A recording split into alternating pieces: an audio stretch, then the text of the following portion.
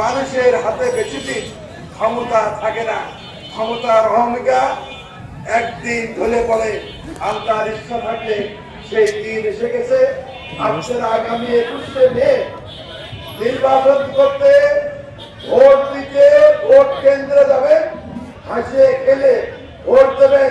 কারো গায়ের সাথে গা রাখবে না, কোনো মাস্তানি থাকবে না, কোনো বাটপাড়ি থাকবে না।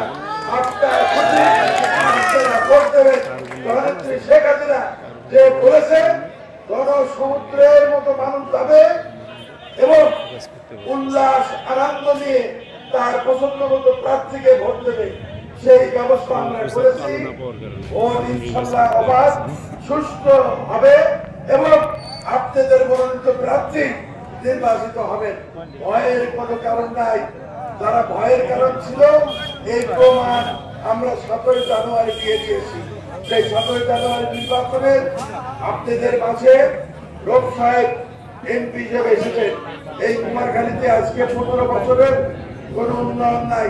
আমরা রব সাহেবকে দিয়ে মান্নান খানকে সাথে নিয়ে উপজেলা চেয়ারম্যান এবং এমপি সাহেব একসাথে কুমারখালীর অনেক অভাব, অনেক অসুবিধা, অনেক রাস্তাঘাট, অনেক শিক্ষা প্রতিষ্ঠান, অনেক হাট বাজারের যে অবনতি, সেই অবনতিগুলো আস্তে আস্তে পূরণ হবে।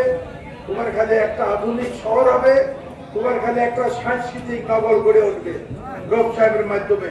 সেই জন্য রব সাহেবকে হাত শক্তিশালী করার জন্য আপনারা মান্নান খানকে দয়া করে আগামী 21 তারিখে আনারস মার্কায় ভোট দিয়ে মান্নান খানকে জয়যুক্ত করবেন।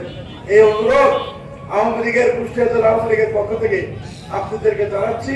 দীর্ঘদিন ধরে এই রাজপথে রাজনীতি করেছি। গত 5 বছর যে খারাপ অবস্থা গিয়েছে, এই খারাপ অবস্থা কুমারখালীর উপরে আর কখনোই আসবে না, আসতে দেওয়াও হবে না। সেই অবস্থা ফিরিয়ে দেওয়ার জন্যই আমরা রব সাহেবকে নির্বাচিত করেছি, মান্নান খানকে নির্বাচিত করব এবং কুমারখালীবাসীর মাঝে একটা শান্তির বাতাস বয়ে যাবে। আপনারা আনন্দে মিছিল করতে পারবেন। এই মিছিল 3 মাস আগেও করার ক্ষমতা ছিল না, কথা বলার ক্ষমতা ছিল না, ভয়ে আতঙ্ক ছিল মানুষ, সেটা মুক্ত হয়েছে। মনে হচ্ছে দেশ স্বাধীন হয়েছে। যাই হোক, আপনাদের কাছে দোয়া চাই। আপনারা রহমতে মা বোনদেরকে নিয়ে 21 তারিখে আপনার স্ব কেন্দ্রে আপনারা যাবেন এবং স্বতঃস্ফূর্তভাবে আপনারা আনারস মার্কায় ভোট দিয়ে মান্নান খানকে বিজয়ী করবেন। এই আহ্বান রেখে আমার কথা শেষ করছি। জয় বাংলা, জয় বঙ্গবন্ধু, বাংলাদেশ চিরজীবী হোক।